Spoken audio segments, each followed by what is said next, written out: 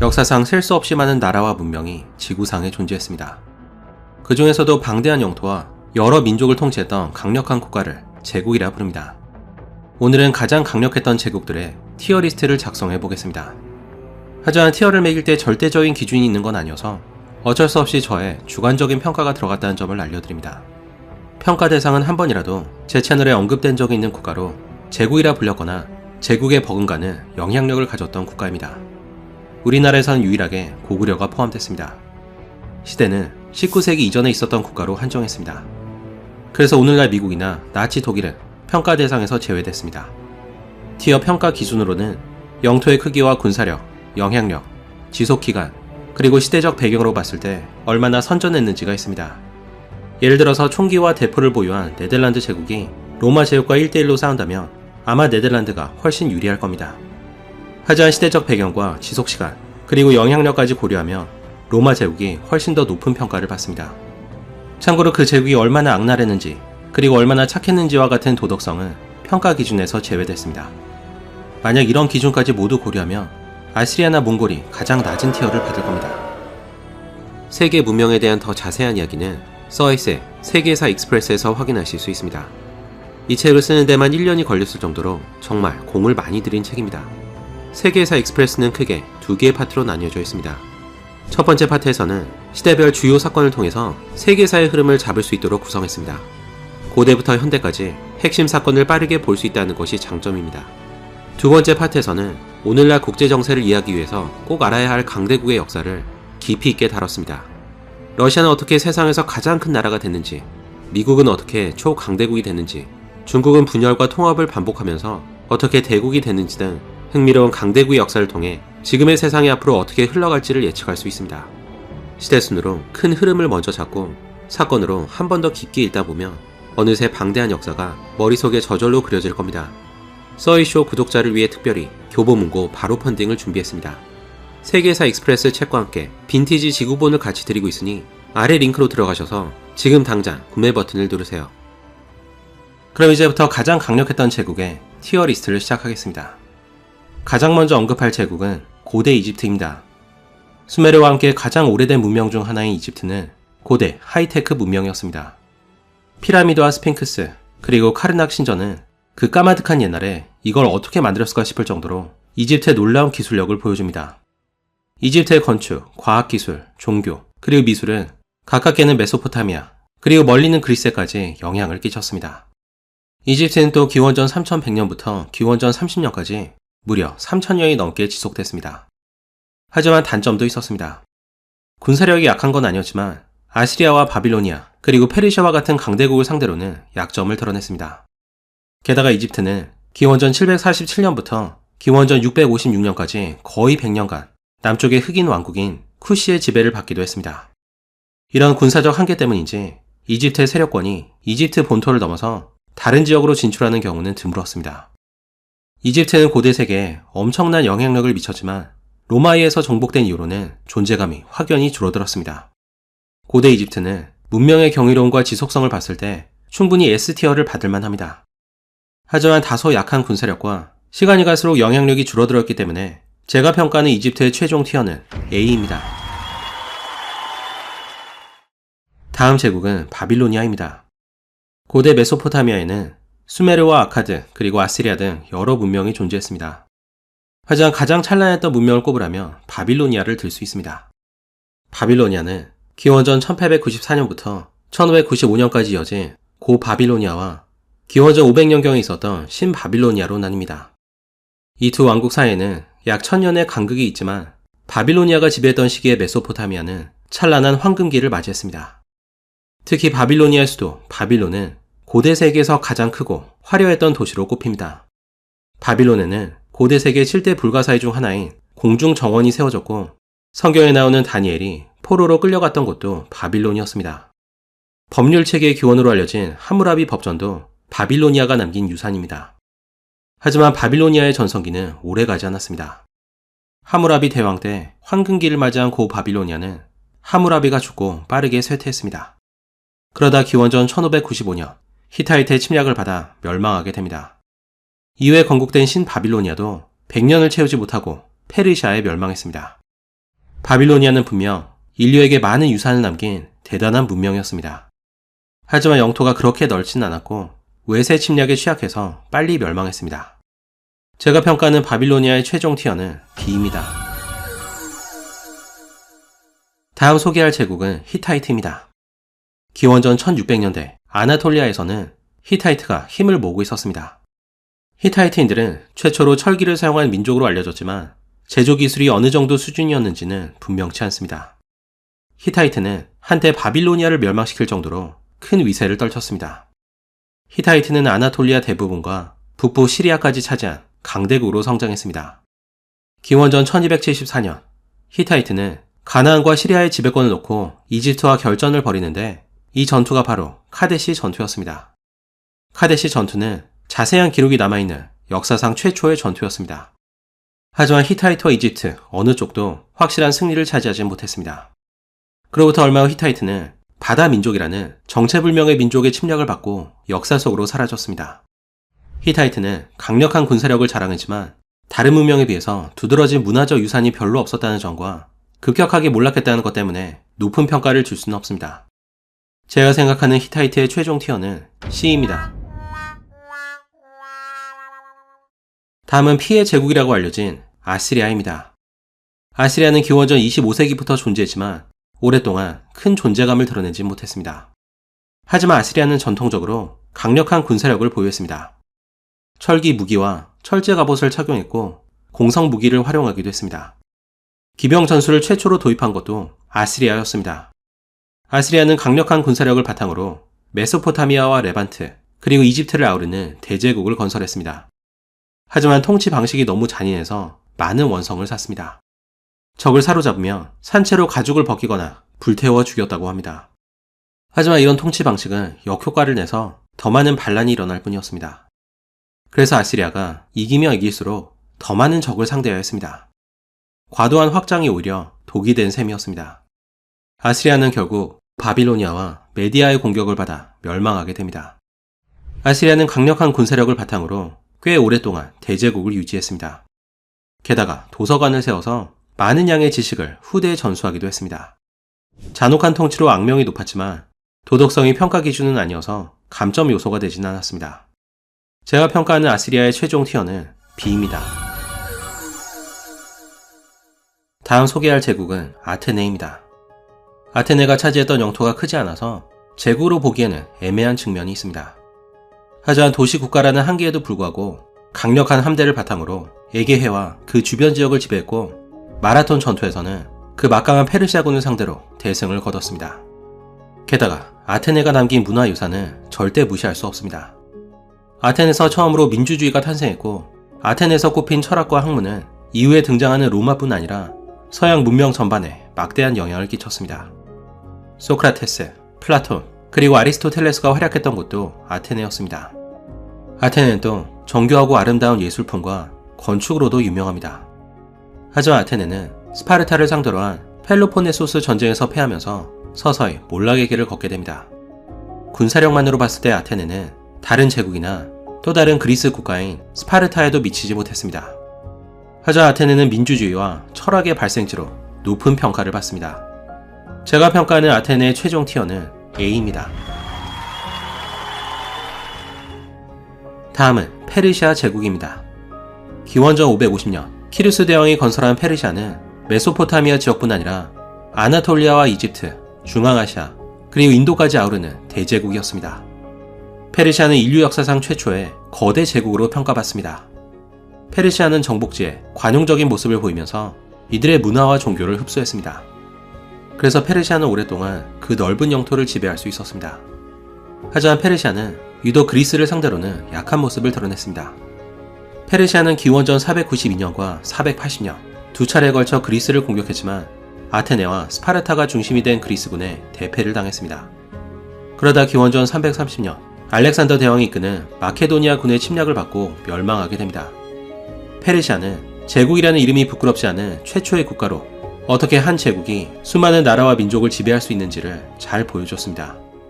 하지만 그리스 원정에서의 굴욕적인 패배와 소수의 마케도니아군을 상대로 무기력했던 것이 단점으로 평가받습니다. 제가 생각하는 페르시아의 최종 티어는 A입니다. 다음은 마케도니아입니다. 그리스 북부에 위치한 마케도니아는 오랫동안 약속으로 남아 있었습니다. 그러다 기원전 359년에 왕이 오른 필리포스 2세가 군사개혁을 단행해 그리스 최강의 군대를 건설했습니다. 그 결과 스파르타를 제외한 모든 그리스의 도시국가들이 마케도니아에 굴복하게 됩니다. 그러다 필리포스 2세가 암살을 당하자 그의 아들 알렉산더가 그의 뒤를 이어받았습니다. 아직 어린 알렉산더가 왕위에 오르자 그리스 전역에서 반란이 일어났지만 알렉산더는 빠르게 반란을 모두 진압하면서 군사적 재능을 드러냈습니다. 그리고 기원전 334년 알렉산더는 약 4만의 군을 이끌고 페르시아로 원정을 떠났습니다. 당시 페르시아는 세계 최강국이어서 알렉산더의 원정은 무모해 보였습니다. 하지만 예상과 다르게 알렉산더는 승승장구하면서 끝내 페르시아를 멸망시켰습니다.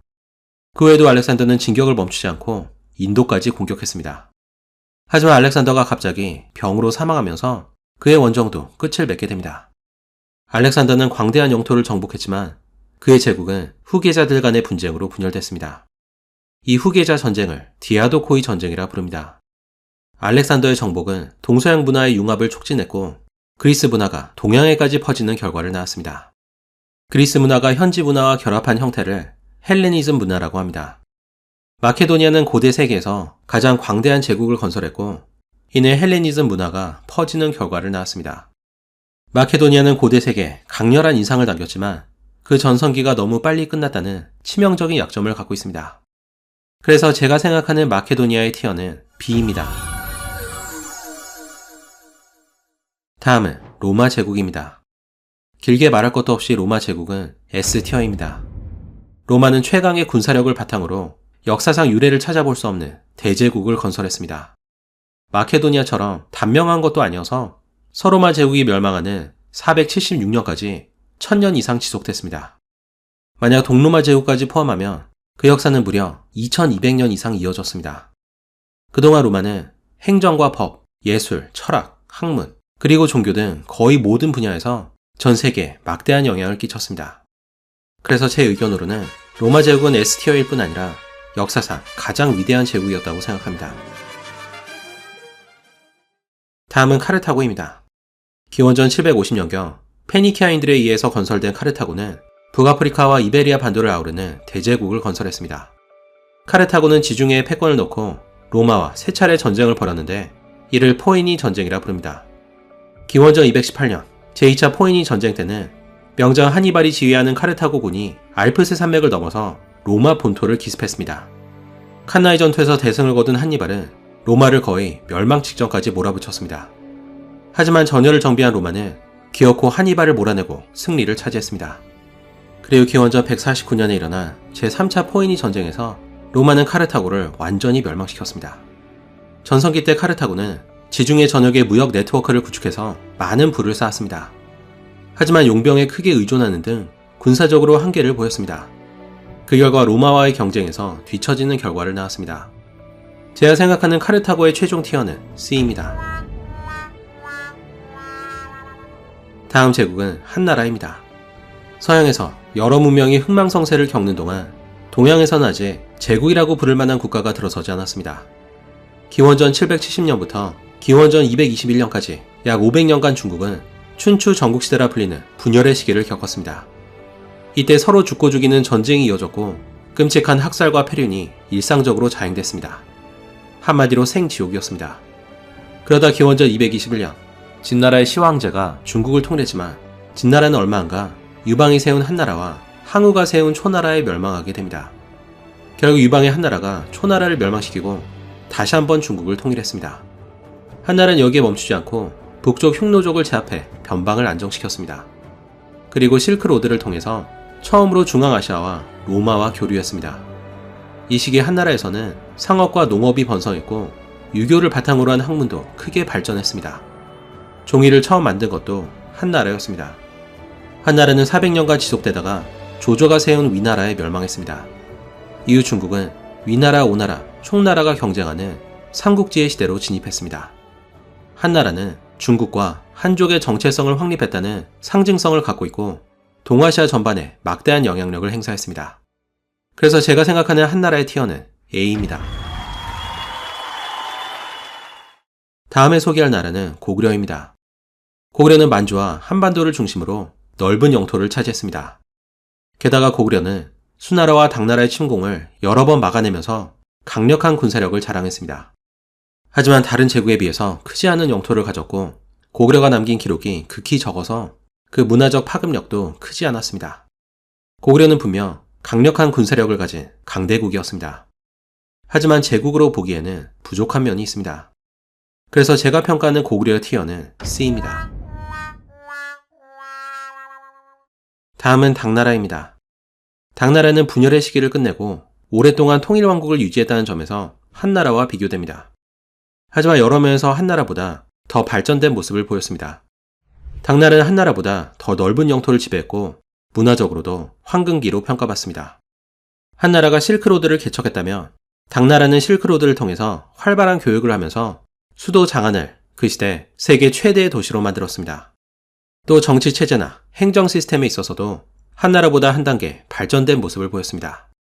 당나라가 한나라보다 짧은 300년의 역사를 갖고 있지만 그 강대함과 영향력에 있어서는 한나라를 압도한다고 평가받습니다. 그래서 제가 평가하는 당나라의 티어는 S입니다.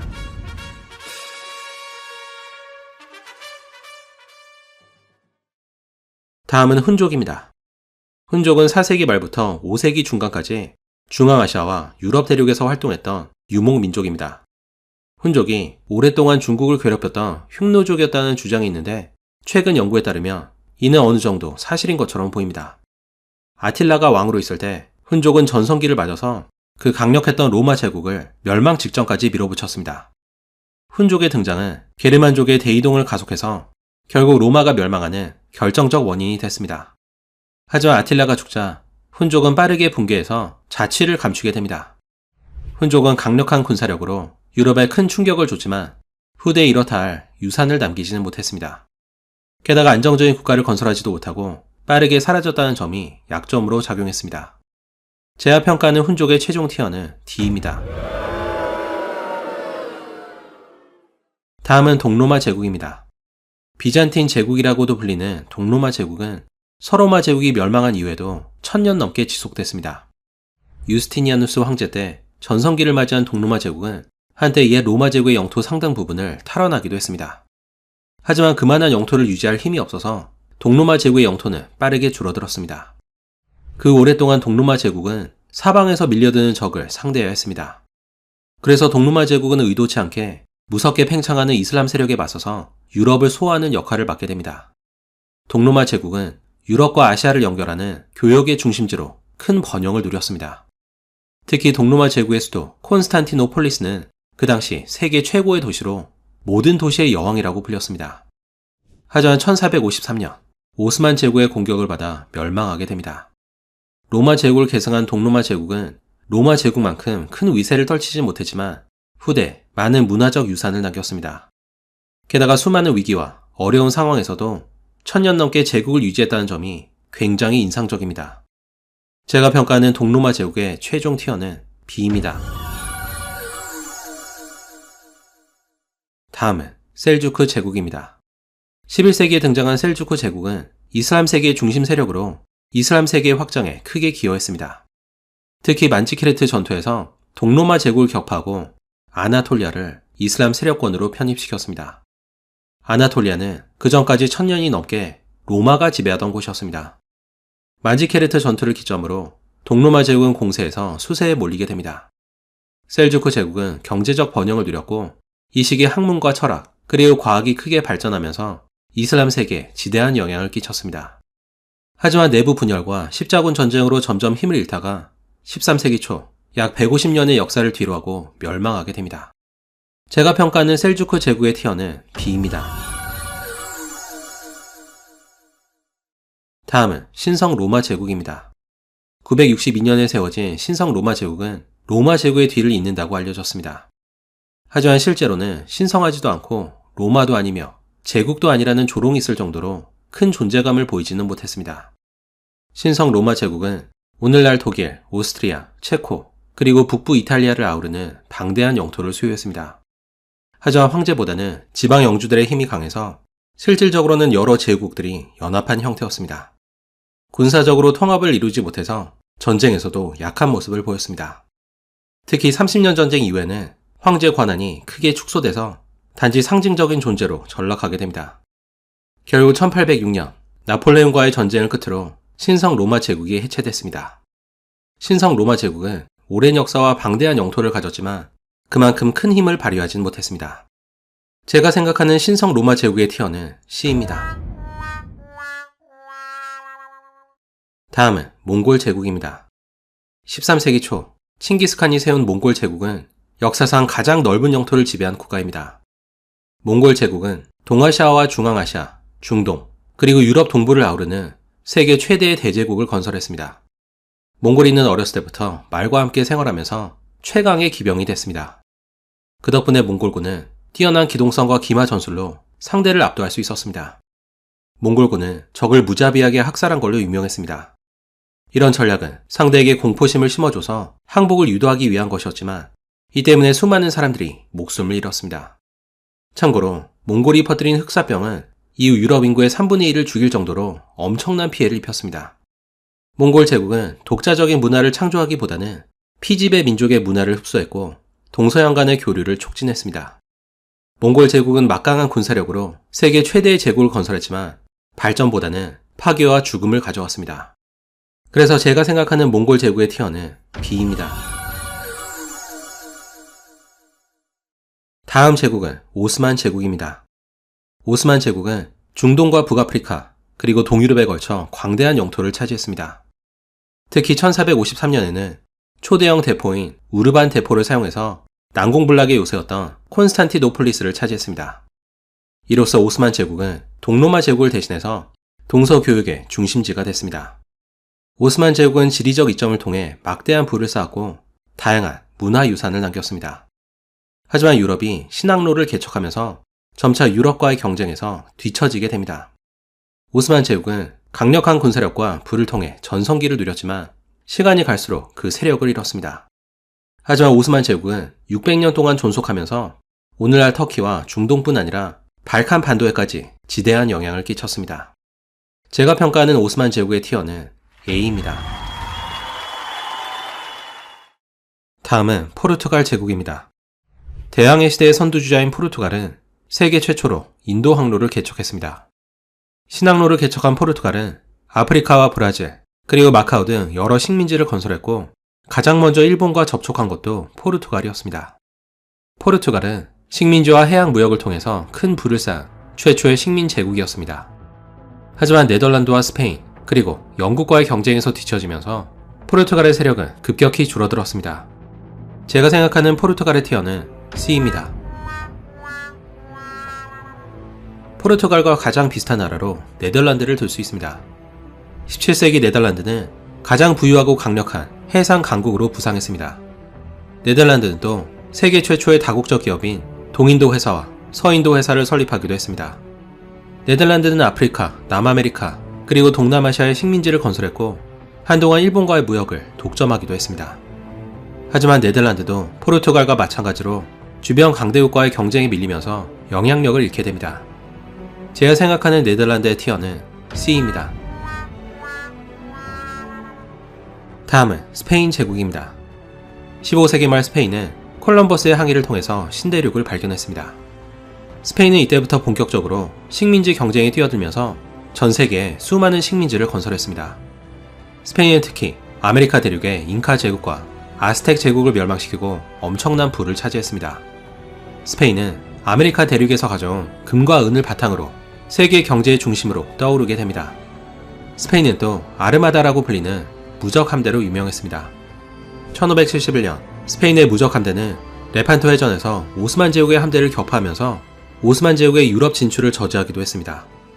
하지만 1588년 영국과의 전쟁에서 무적 함대가 무참히 패하면서 스페인의 전성기도 막을 내리게 됩니다.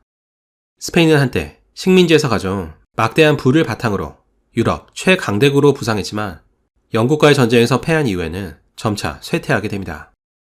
하지만 스페인은 식민지 건설을 통해서 라틴 아메리카 등지에 많은 영향을 끼쳤습니다. 제가 생각하는 스페인의 티어는 B입니다. 다음은 잉카 제국입니다. 잉카 제국은 15세기 후반에 남아메리카에 등장한 제국입니다. 잉카 제국은 독자적인 문명과 사회체제를 갖고 있었고 더 큰 제국으로 성장할 충분한 잠재력이 있었습니다. 하지만 과도한 폭정과 잔악행위로 주변 민족으로부터 큰 원성을 샀습니다. 게다가 잉카는 포로를 인신 제사로 바치는 풍습이 있었습니다. 그래서 1533년 스페인이 잉카 제국을 공격했을 때 주변 민족은 잉카 제국보다는 스페인의 편을 들었습니다. 결국 200명의 스페인 원정대가 잉카의 황제를 포로로 잡으면서 잉카 제국이 허망한 최후를 맞이했습니다. 잉카 제국은 나름 발전된 문명을 형성했지만 소수의 스페인 부대를 상대로 어이없이 무너졌을 만큼 허점이 많았습니다. 그리고 공포 정치로 주변 민족을 통치하는 방식도 효율적이지 않았습니다. 그래서 제가 생각하는 잉카 제국의 티어는 D입니다.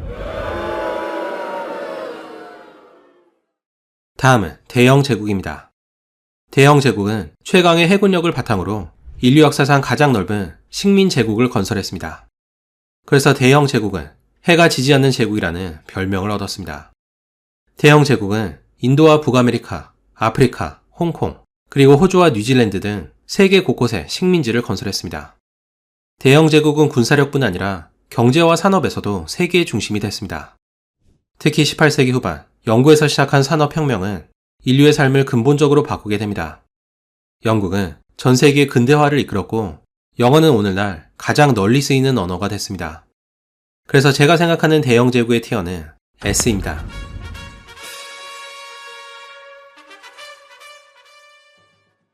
다음은 러시아 제국입니다. 러시아는 동유럽과 시베리아, 중앙아시아, 그리고 극동지역까지 아우르는 대제국을 건설했습니다. 하지만 끝까지 농노제를 포기하지 않았고 산업화와 근대화도 나머지 유럽 국가에 비해서 한참 뒤처졌습니다. 군사적으로 러시아는 미스테리한 면이 있습니다. 전쟁 초반에는 밀리다가 궁지에 몰리면 기어이 전세를 뒤집는 저력을 보여줬습니다. 나폴레옹을 상대할 때도 그랬고 2차 세계대전에서도 그런 식으로 승리했습니다. 제가 평가하는 러시아 제국의 티어는 B입니다. 그 밖에 프랑스와 프로이센은 A티어, 도쿠가와 막부는 B티어, 무굴 제국과 청나라는 C티어, 그리고 아즈텍 제국은 D티어를 줬습니다.